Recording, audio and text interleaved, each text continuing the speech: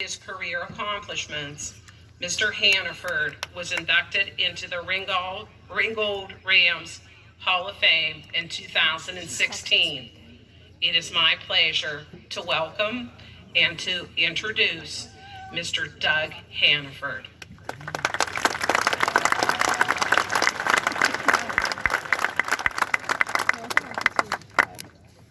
Thank you very much. I feel a little older now than I did when I walked in.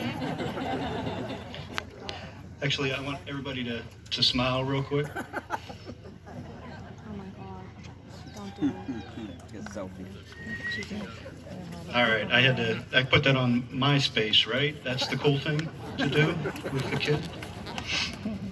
I want to thank Principal Minetti, principals, assistant principal Stutzman, the staff and faculty for having me here tonight.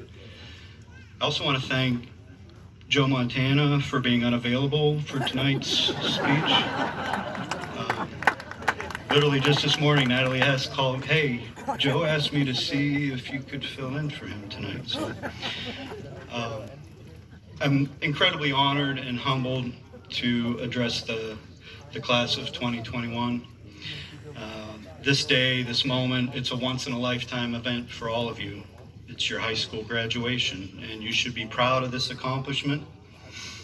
It's been 12 years of hard work and sacrifice, 12 years of tests and essays, 12 years of lugging books and homework in your backpack, 12 years of waking up at 6 a.m. to make sure you don't miss the bus, 12 years of packing that Backstreet Boys lunchbox. And for this class specifically, it's been perhaps the most difficult and strange 18-month period any student that has ever come before you has had to face. In that regard, I also want to congratulate all the teachers, administrators, and parents for making this date possible. You may have been there along the way for the full 12 years, but the last 18 months in particular, without a doubt, has helped these students navigate difficult, confusing, and uncertain times. Together, you've all demonstrated perseverance in the face of unprecedented challenges. You found a way to get through a year that was often unpredictable. You overcame obstacles that none of us could have imagined. This graduating class in particular, and everyone who helped make it possible, deserve our praise. One thing that did come out of the doom and gloom and negativity that brought to us all is a silver lining, and that is that you're now all better prepared to handle the real world.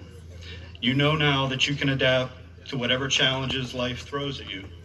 You've all been made stronger by your experiences during this pandemic. You may be the most mentally tough and strongest graduating class our country has ever seen. You may not recognize it yet. You may not feel stronger.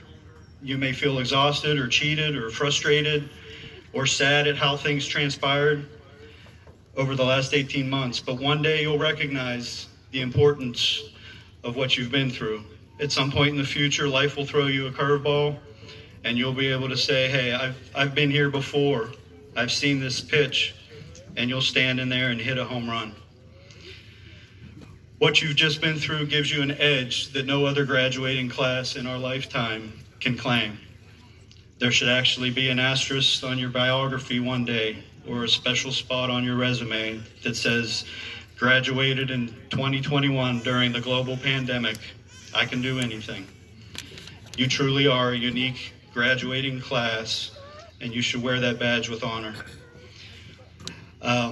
Last year, my daughter graduated. She was a senior at another school district, and her graduation was almost canceled completely because of COVID. Her school ended up having a diploma ceremony, and she was able to schedule a time where she could walk up by herself in an empty stadium with none of her classmates anywhere to be seen, and was handed her diploma. It was the strangest, weirdest, most surreal atmosphere I'd ever seen. I actually felt bad. But my daughter was okay. She was all smiles because she knew what she had just accomplished. She didn't really know anything different. This was her first and only high school graduation. It was her moment, and she embraced it. So as strange as it was for her family to watch, it's a moment that she can now look back on as unique and unprecedented. She has a really cool story to tell her kids and her grandkids about how she graduated with nobody else in the stadium except her parents, her brother, and a few school administrators. And I think I saw a custodian in the background too. But as you all sit here today in 90-degree temperatures with face masks on, it's something you'll never forget. And you can tell your story to your kids, your grandkids one day that you graduated during a global pandemic. I mentioned a little bit ago about life throwing you curveballs, and knowing what a curveball looks like and understanding how to hit it will be a skill you will need throughout your entire life. Because the truth is, life only gets harder from here. And life's curveballs get nastier. They come in faster, they're thrown at times when you least expect it, and some of life's curveballs will be so nasty you'll take a swing and look foolish falling on your face. Real life is filled with tiny disappointments, and you need to be able to handle them, to be able to bounce back and stay focused and resilient. Maybe it's getting a flat tire in the rain on the way to work. Maybe it's getting laid off at a job you really like, or getting fired because you don't get along with your boss. Maybe it's rear-ending the car in front of you while you're trying to take the pickle off of your Big Mac. True story. Or maybe one of your kids drops out of medical school to pursue his dream of being a backup dancer for Justin Bieber. Whatever it may be, you're going to be faced with some real doozies and tough situations, so you need to be prepared for them. You need to be able to adapt and don't give in to the curveball. Learn how to hit it. So I have 7 to 10 minutes here, and I think I have an hour and a half speech written, so I'm going to skip over a couple of pages here. So just be prepared to adapt and be flexible, because while many of you probably have some plans, you're going to go off to college or the military, you may have a job lined up. As I said, life will throw you a curveball, so be prepared to adjust. There's a lot of different ways you can get to the same destination. You might have to choose a new path. There are many ways to skin a cat, which is a horrible thing to say because I have 3 cats. But there's a lot of ways to slice a pie. You may have a roommate in college that opens your mind to a career possibility that you hadn't thought of. One of my best friends from high school was great working with numbers, so he pursued an accounting degree. He was good at it. He won the senior class accounting award, and he got a job as an accountant right out of school. Everything was going as planned. But after about 3 months, he said, "I hate this. I don't want to sit at a desk and use a calculator all day." So despite his master plan, once he entered the real world, he realized being an accountant for the next 45 years was not what he wanted to do. So he adapted. My plan after college was to get hired at a high-energy, trendy advertising agency. Well, at the time, nobody was hiring, and I still needed money for pizza and beer and MC Hammer pants. So I had to go find a job elsewhere. And while this may not have been on my professional bio that was read at my introduction, my first job after college was at Eaton Park as a dishwasher and busboy. So there I was after my college degree in hand. 3 months after graduating, I'm spraying off leftover chili from Grandma Maple's plate. It was a humbling experience, but I stuck with it, learned good work habits and responsibilities, and how to interact with coworkers, follow direction.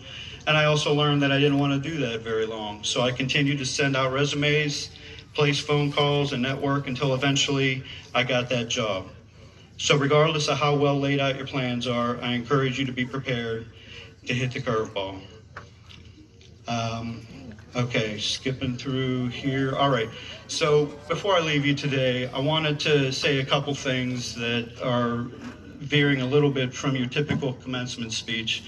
Most of the speeches are all cut from the same cloth, usually including phrases like "go make a difference," "seize the day," "you are our future," and the world is your oyster, whatever that means. It seems like commencement speeches are all similar. So instead, I wanted to just take a real quick trip down memory lane, take a lighthearted look from my high school experience now as a 52-year-old, not 59. A few of the things I learned about high school that I've learned to appreciate more as I've grown older. Hopefully these are some things that the graduating class will look back fondly on. First and foremost, obviously, you're going to miss the 3-month summer vacation. That's gone. That's not going to happen again. You'll miss riding the school bus with friends, as strange as that may seem. You may never be on a school bus again or hanging out at the bus stop. You'll miss walking through hallways, giving high fives and fist bumps. You'll probably never sit in one of those all-in-one desks with the chairs attached. You'll miss playing organized sports. I'll always remember suiting up for basketball games in the locker room and bonding with my teammates. But for many of you, unless you go on to play in college, your extracurricular activities and sports are over. So hopefully you look back fondly on those. You can always still play your flute or shoot hoops or toss football around, but I mean, think about what if you were a wrestler? What do you do then? There's not many 40 or 50-year-olds calling up their neighbors saying, hey, you want to come on over and roll around on the carpet for a while? Or even worse, what if you ran track and were a pole vaulter? I mean, if I see my 60-year-old neighbor in his backyard shooting hoops, that's one thing. But if he's sprinting down his driveway in spandex with a 15-foot pole, that's a little different. So appreciate the fact that you were able to participate in organized sports. You'll probably never use a pencil sharpener again. Nobody writes with pencils in the real world. Saying the Pledge of Allegiance, which was great to say up here tonight, because I don't think I've said that in years. Unless join a scouting organization or enter politics, you'll not often recite the Pledge of Allegiance. You'll miss the pep rallies and the bonfires and toasting marshmallows. Okay, so full disclosure, I just won $50 because my brother bet me I couldn't say marshmallow in my speech. So he's going to have to pay up. So I want to wrap up because I don't want rain to hit us all here. I wanted to say 2 quick things. The first is that each of you graduates should try to remember your classmates. Take a look at the person to the left and the right of you. Try to remember their faces, because it may literally be the last time you see them. I know I haven't seen some of my old classmates for 30 years. For the last 12 years, all of you have been walking the halls together, eating lunch together, going to the same classes, familiar faces and names. You all grew up together. Even if you never spoke a word to this person or socialized or ran in different circles, you at least knew who they were. So as you leave the day, be sure that you reach out and give a fist bump to that student you've known since kindergarten. Even if you've never spoken before, you've all been together on a regular basis for much of your lifetime. Maybe you're the star athlete or the big bully or the beauty queen, but back in 1st and 2nd grade, you were all just the same snot-nosed brats playing in the playground together. So don't forget where you came from. You guys will always be connected with a common bond as the Ringgold class of 2021. And lastly, never stop learning. You've reached the first important milestone in your life, but it's just the first. You've just completed 12 years of schooling, and I know that feels like a lifetime to you, but to keep it in perspective, I think the socks I'm wearing today are 12 years old. So life has a lot to teach you. You're still young. Seek out more knowledge, because knowledge not only will lead to better career opportunities, but it will lead to better conversations, better leaders, and a better future for all of us. Don't allow yourself to be stupid. Don't let others convince you that underachievement and slacking off and being lazy are cool traits, because there's nothing cool about being an idiot. I'm a big fan of motivational quotes, so I want to leave you with 3 of my favorites. Being average means you are as close to the bottom as you are to the top. So don't settle for average. Secondly, if you don't build your dream, someone else will hire you to build theirs. You only live once. Pursue your passion, build your own dream. And lastly, if at first you don't succeed, find out if the loser still gets anything. I've seen some nice consolation prizes, so congratulations on this tremendous achievement. Cherish the moment. The world is waiting for you. Go and get it. Thank you.